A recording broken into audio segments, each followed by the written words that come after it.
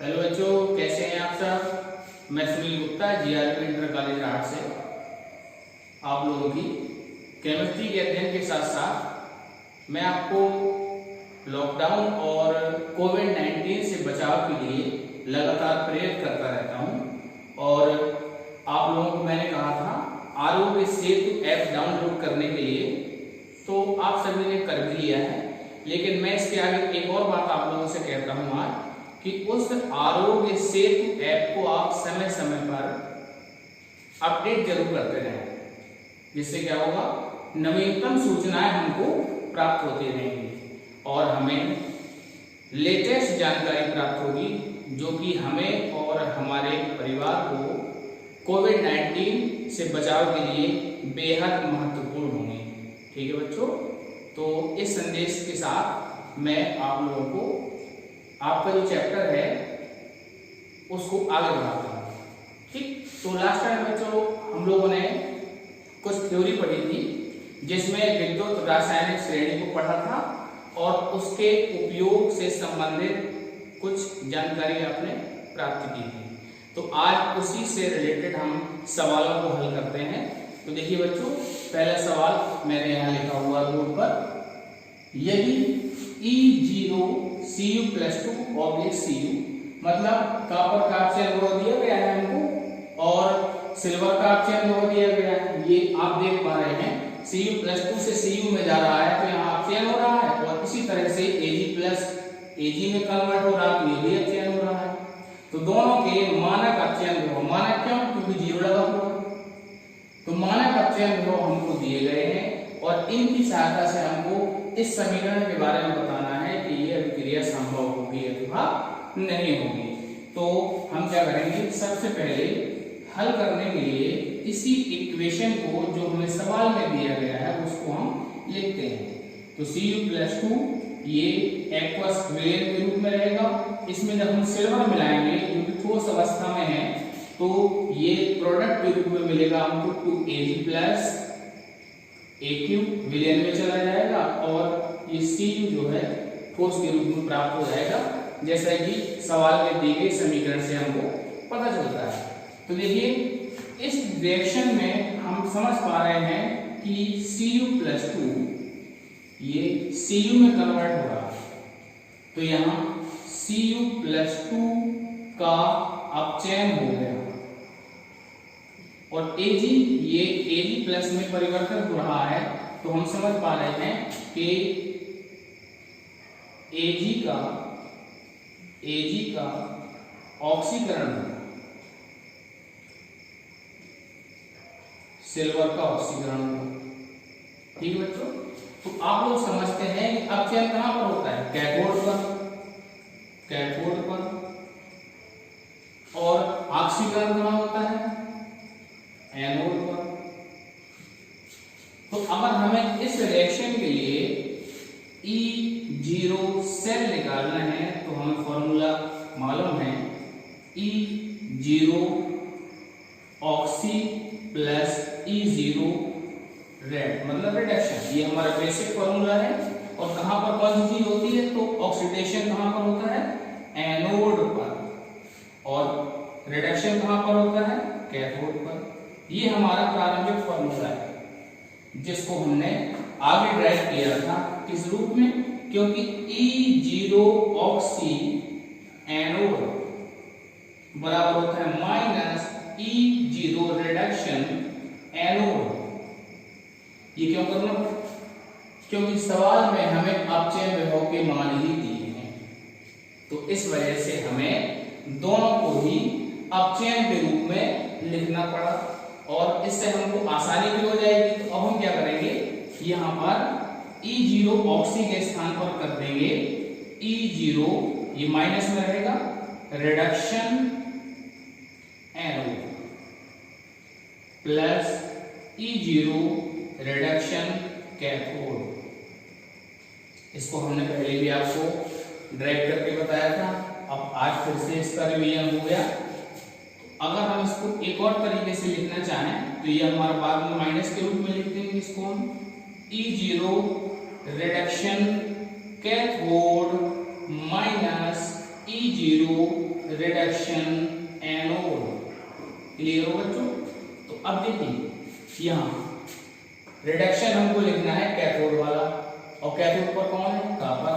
तो देखिए क्या हो जाएगा, E0 Cu + 2 oblique Cu minus E0, अब एनोड, एनोड सिल्वर वाला, सिल्वर ये लिखा हुआ है, E0 Ag + ऑब्लिक Ag। ठीक है, अब इनकी वैल्यू रख देते हैं। तो वैल्यू रखने पर हमको Cu + 2 कितना दिया था? प्लस का 0.34 माइनस Ag प्लस वाला कितना था? प्लस 0.80, तो प्लस 0.80। इसको हम आगे हल करेंगे तो प्लस और माइनस का गुणा हो जाएगा नेगेटिव। तो 0.34 माइनस 0.80, इसको जब हम आगे हल करेंगे तो 0 में से 4 गया 6, अब यहाँ रह गया 7 में से 3 गया 4.46। अब देखिए इसमें साइन आएगा माइनस, क्योंकि ये वैल्यू ज्यादा है, तो -46 वोल्ट। हल करने पर हमको वैल्यू नेगेटिव मिली, तो हम अपने आंसर को कुछ इस तरह से लिखेंगे, चूंकि E0 सेल ऋणात्मक है, E0 सेल ऋणात्मक है, अतः अभिक्रिया, और इस अभिक्रिया को लिख भी देंगे हम, Cu + 2Aq + 2Ag s equals 2Ag + Aq + Cus संभव नहीं है, संभव नहीं है। इसको अंडरलाइन कर देंगे और ये हमारा आंसर होगा, ये हमारा आंसर होगा। आपको याद होगा पिछले टर्न में हमने आपको बताया था कि यदि हमें किसी अभिक्रिया की संभावना का पता करना है कि वो अभिक्रिया संभव है अथवा नहीं है, तो इसके लिए हम क्या करेंगे, उस रिएक्शन के लिए E0 सेल की वैल्यू निकालेंगे, और यदि वो नेगेटिव आती है तो नेगेटिव आने पर अभिक्रिया संभव नहीं होगी, और अगर पॉजिटिव वैल्यू आती है तो अभिक्रिया संभव होगी। तो बच्चों इसका स्क्रीनशॉट ले लीजिए, मैं यहां से हट जाता हूं। हाँ तो बच्चों अब दूसरा सवाल देखते हैं, मैंने बोर्ड पर लिखा हुआ है और इस सवाल को समझते हैं। Cu से Cu + 2 में परिवर्तन हो रहा है, यानी कि ऑक्सीकरण, और ये दो डंडे लवण सेतु के लिए होते हैं। Ag + Ag में परिवर्तन हो रहा है, यानी इस तरफ अपचयन हो रहा है, और हमें E0 सेल इसके लिए निकालना है। जबकि हमें दो ये समीकरण लिखे हुए दिख रहे हैं, जिसमें आप देख पा रहे हैं कि Ag + Ag में परिवर्तित हुआ अपचयन, तो ये जो वैल्यू दी गई है ये हमको अपचयन विभव की है। इसकी वैल्यू है अपचयन विभव की। तो इसको हम ऐसा भी लिख सकते हैं, जब हल करेंगे तो मैं लिखूंगा इसको, क्या लिख सकते हैं, Ag + ऑब्लिक Ag, ये लिखेंगे कहां पर, E0 के सफिक्स में।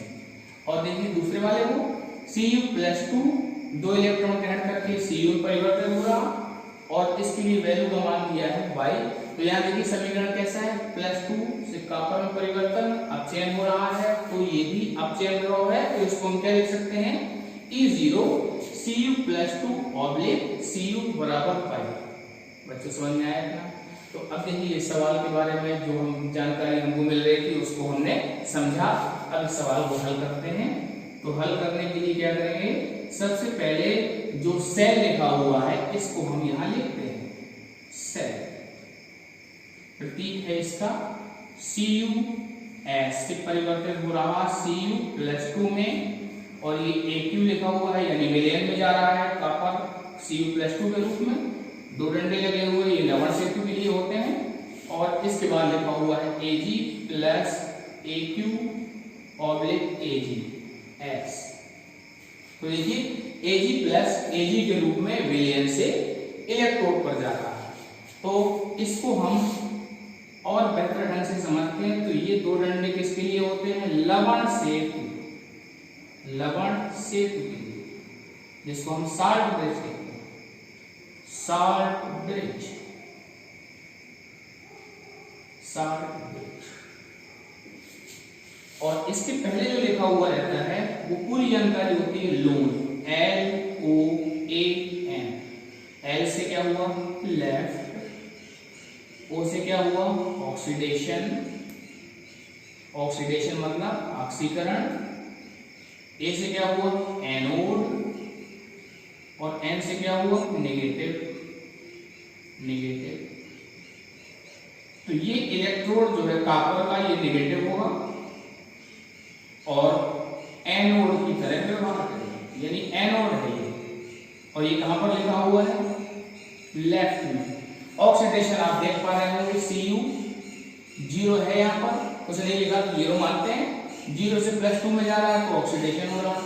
अब इसके बाद जो लिखा हुआ है उसको याद रखने के लिए मैंने आपको बताया था लोन का अपोजिट करते चले जाएंगे। एल लेफ्ट का अपोजिट क्या होता है आर, यानी राइट। इसके बाद क्या लिखा हुआ ओ, ऑक्सीडेशन का अपोजिट क्या होता है रिडक्शन, तो फिर आर रिडक्शन। और इसके बाद ए एनोड, एनोड का अपोजिट क्या होता है सी कैथोड, कैथोड CaTH, तो सी हो जाएगा कैथोड।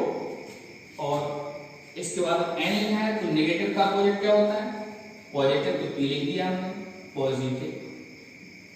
ठीक है बच्चों, क्लियर हुआ? इसको पहले भी आप लोग समझ चुके हैं, जब भी कोई नया सेल आएगा तो मैं आपको इसको रिवाइज करा दूंगा और आप लोगों को बहुत बेहतर ढंग से ये समझ में आएगा।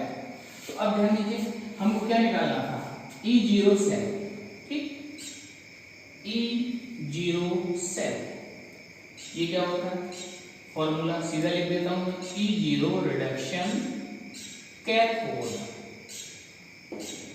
Minus E0 reduction anode. ये फॉर्मूला कई बार बताया जा चुका है और इसको मैंने यहां पर सीधे लिख दिया है। तो देखिए जरा कैथोड पर कौन है, कैथोड ये यहां बना देते हैं, ये प्लस होगा कैथोड होगा और ये राइट में लिखा है।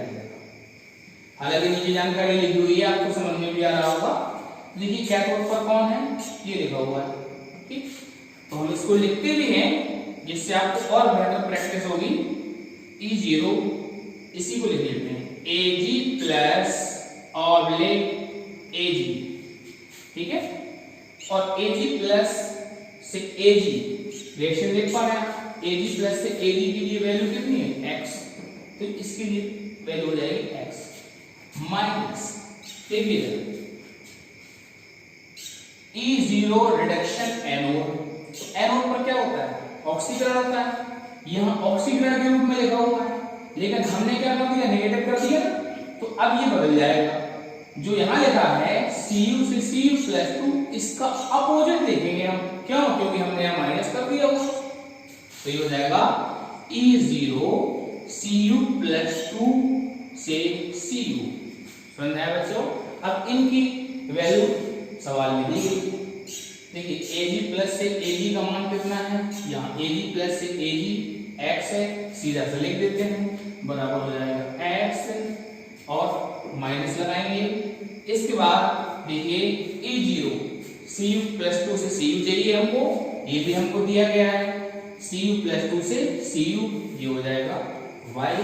तो x माइनस y ये हमारा आंसर होगा दिए गए सेल के लिए। E0 सेल का यही EMH सेल होगा और इसको हम इस अभिक्रिया के लिए रेडॉक्स रिएक्शन के लिए E0 रेडॉक्स भी कह सकते हैं, ठीक है। अच्छा, अब एक महत्वपूर्ण बात आप यहाँ पर और गौर कर सकते हैं, वो ये है कि समीकरण जो लिखा था पहले वाले में 1 इलेक्ट्रॉन, दूसरे वाले में 2 इलेक्ट्रॉन, तो इन इलेक्ट्रॉनों का E0 सेल की कैलकुलेशन में कोई उपयोग नहीं होता है, इसमें आपको बिल्कुल भी परेशान नहीं होना है, ठीक है बच्चों। इसको यहाँ पर कोई काम नहीं है इसका, तो हमें केवल और केवल E0 अपचयन विभव के मान की आवश्यकता होती है वो हमने यहाँ पर रख लिए हैं। क्लियर? तो अब आप इसका स्क्रीनशॉट ले लीजिए बच्चों। हाँ तो बच्चों अब हम आगे सवाल को देखते हैं। तो मैंने क्वेश्चन नंबर 3 और 4 एक साथ लिख दिया है। क्वेश्चन नंबर 3 को देखते हैं। E0 Zn+2 ऑब्लिक Zn, मतलब Zn+2 से Zn में परिवर्तन हो रहा है, Cr+3 से Cr में, Fe+2 का Fe में और हाइड्रोजन H+ से H2 में। तो आप देख पा रहे हैं इन सब में अपचयन हो रहा है। और आप लोगों को ये भी पता है कि विद्युत रासायनिक श्रेणी यानी इलेक्ट्रोकेमिकल सीरीज में तत्वों को बढ़ते हुए मानक अपचयन विभव के क्रम में व्यवस्थित किया गया है। तो ये सभी जो वैल्यू है उसी ECS से ली गई है। हालांकि हमने आपको कहा था कि इनको याद करने की कोई आवश्यकता नहीं है, सवाल में दी जाती हैं तो सवाल में दी गई है। हमको हल करना है इस सवाल को और ये बताना है कि कौन सा प्रबल अपचायक होगा। तो कुछ बातें मैं आपको फिर से रिवाइज करवा देता हूं। यहाँ पर नोट मैं समझिए इसको। आपने पढ़ा था श्रेणी में सबसे ऊपर कौन रखा था? Li+, ठीक। और श्रेणी में सबसे नीचे कौन रखा था? सबसे नीचे वो था F नेगेटिव। याद आया बच्चों?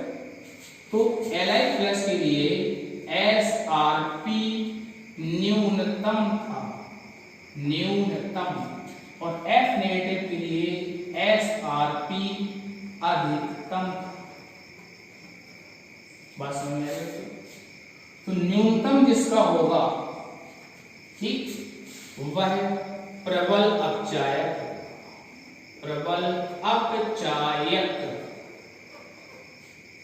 और जिसका SRP मतलब स्टैंडर्ड रिडक्शन पोटेंशियल मानक अपचयन विभव, इसको मैं फिर से लिख देता हूं एक बार, मानक अपचयन विभव मतलब स्टैंडर्ड रिडक्शन पोटेंशियल।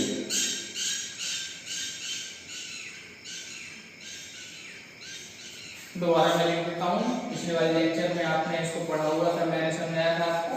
तो ये अधिकतम है, तो इसमें क्या होगा? ये होगा प्रबल ऑक्सीकारक।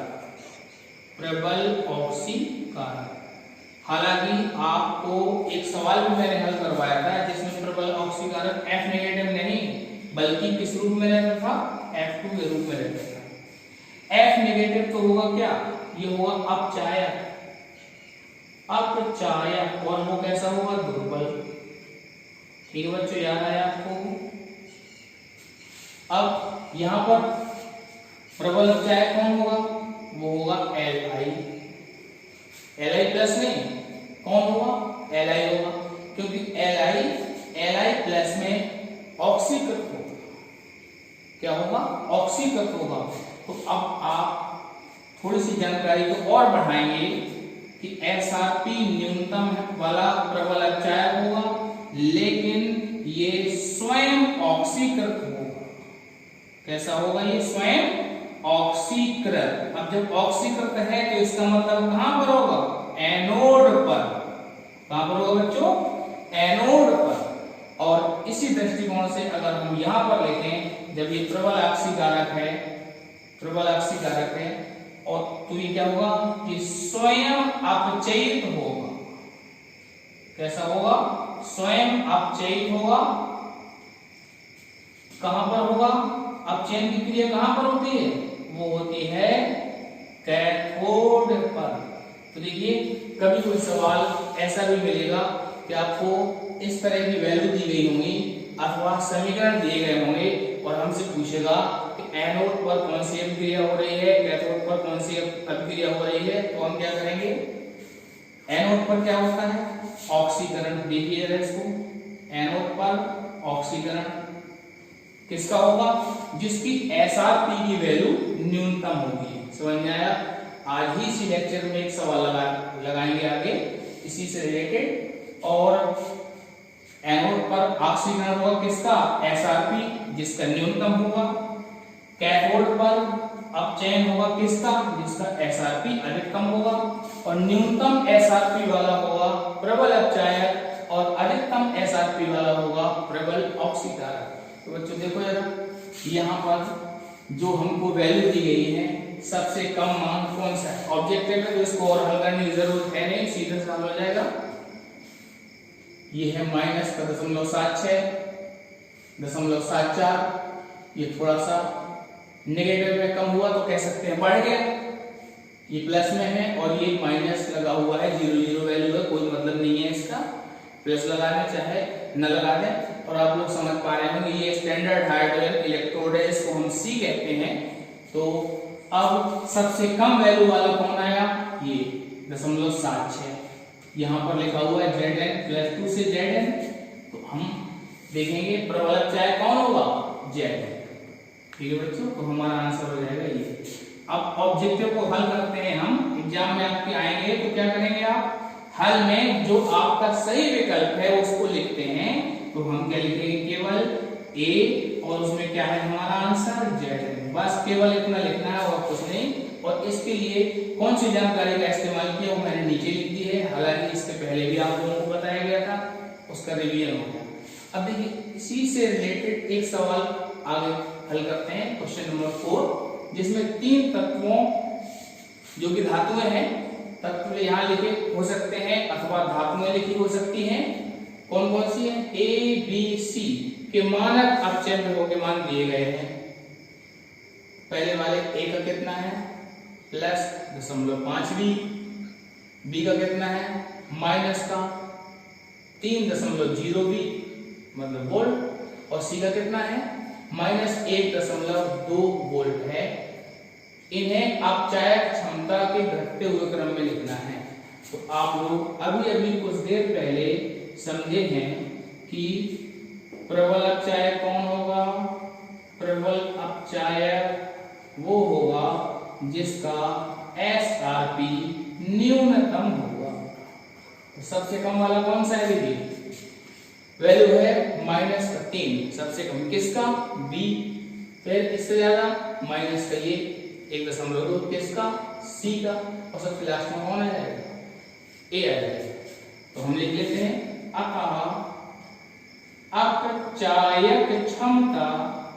अपचायक क्षमता का घटता हुआ क्रम। और वो बनेगा, सबसे पहले आएगा B। ये सब कितना है लिख लेते हैं नीचे, -3.0 वोल्ट सबसे ज्यादा, इसी की होगी अपचायक क्षमता। इसके बाद कौन आता है? C आएगा, क्योंकि इसका स्टैंडर्ड रिडक्शन पोटेंशियल कितना है? -1.2 वोल्ट। और सबसे लास्ट में आएगा A, जिसके लिए वैल्यू है +0.5 वोल्ट। ठीक है बच्चों, तो ये हमारा क्रम हमको प्राप्त हो गया। अगर ऑक्सीकारक क्षमता के लिए तो ठीक उल्टा हो जाएगा, क्योंकि प्रबल अपचायक कौन? SRP न्यूनतम। तो प्रबल ऑक्सीकारक कौन? SRP अधिकतम। तो उसका क्रम भी हम निकाल सकते हैं, हालांकि सवाल में नहीं कहा गया था तो हम यहाँ पर नहीं निकालेंगे। ठीक है बच्चों, तो इसका आप स्क्रीनशॉट ले लेंगे। हाँ तो बच्चों अब अगला सवाल देखते हैं, क्वेश्चन नंबर 5, जिसमें सवाल में जानकारी दी गई है कि E0 Ag प्लस से Ag, यानी यहाँ पर भी अपचयन है, +0.80 वोल्ट तथा E0 H प्लस से H2 बराबर 0.00 वोल्ट द्वारा निर्मित सेल में कौन एनोड व कैथोड का कार्य करेगा और इस सेल का E0 सेल कितना होगा? ये सवाल मैंने यहाँ लिख दिया है।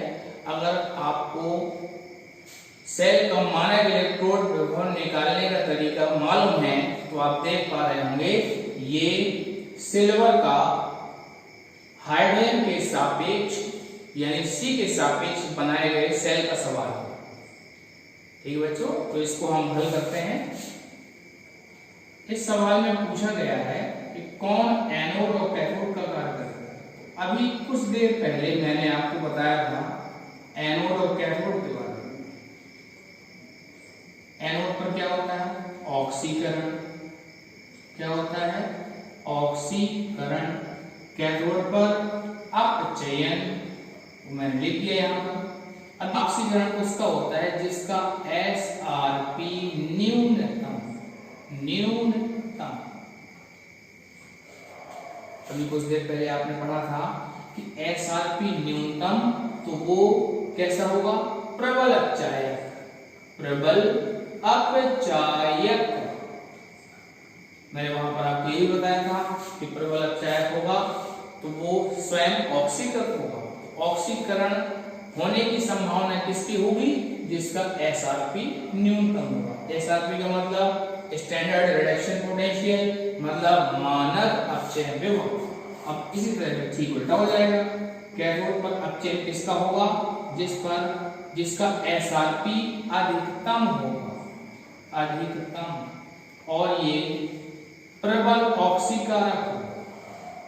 ये दो महत्वपूर्ण बातें हैं जो आप इस चैप्टर में कई बार इस्तेमाल करेंगे और इसका उपयोग वैद्युत अपघटनी सेल में भी होगा, तो इसको अच्छी तरह से याद कर लें, चाहे तो इसको आप रट लें। बेहद महत्वपूर्ण जानकारी है बच्चों, इसको आप अच्छी तरह से दिमाग में रखें, चाहे तो इसको रट लें। ठीक, तो अब देखिए यहाँ पर माना हुआ आप देखें, एक मान है 0 और एक मान है प्लस का 0.802। तो कौन कम है? तो समझ में आ रहा होगा 0 वाला कम है। जब 0 वाला कम है तो न्यूनतम यानी ऑक्सीकरण इसी का होगा। तो हम यहाँ लिख देते हैं हाइड्रोजन इलेक्ट्रोड। हाइड्रोजन इलेक्ट्रोड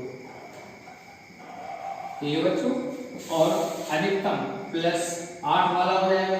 तो ये पता चल रहा हो कौन सा इलेक्ट्रोड है? Silver electrode. ये सिल्वर इलेक्ट्रोड, इतना समझ में आया?